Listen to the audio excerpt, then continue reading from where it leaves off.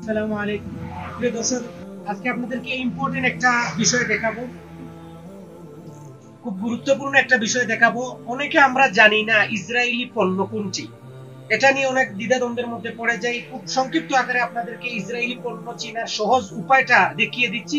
অবশ্যই ভিডিওটি সবার সাথে শেয়ার করবেন। এদিকে আসুন। এই যে প্রতিটা পণ্য, দোকানে, দেশে হোক বিদেশে হোক, দোকানে হোক বা কালায় হোক, যে কোনো দোকানে প্রতিটা পণ্যের গায়ে এরকম একটা বারকোড দেখতে পাবেন।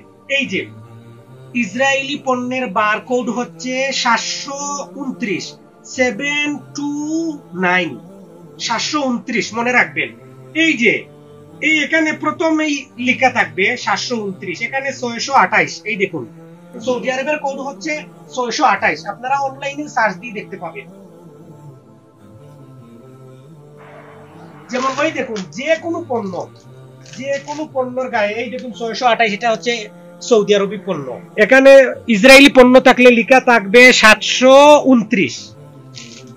যে কোনো পণ্যের গায়ে এরকম বারকোড দেখতে পাবেন। এই যে দেখুন, বারকোডের প্রথম যে 3 সংখ্যা 628, এটা হচ্ছে সৌদি আরবের বারকোড।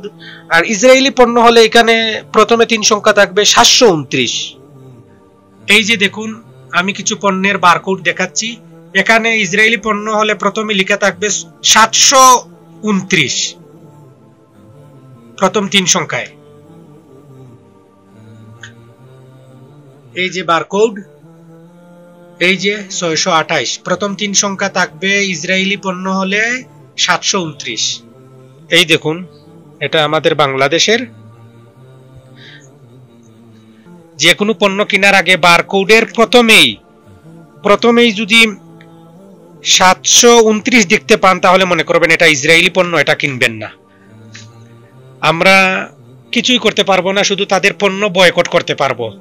এই জন্য ভিডিওটি সবার সাথে বেশি শেয়ার করবেন।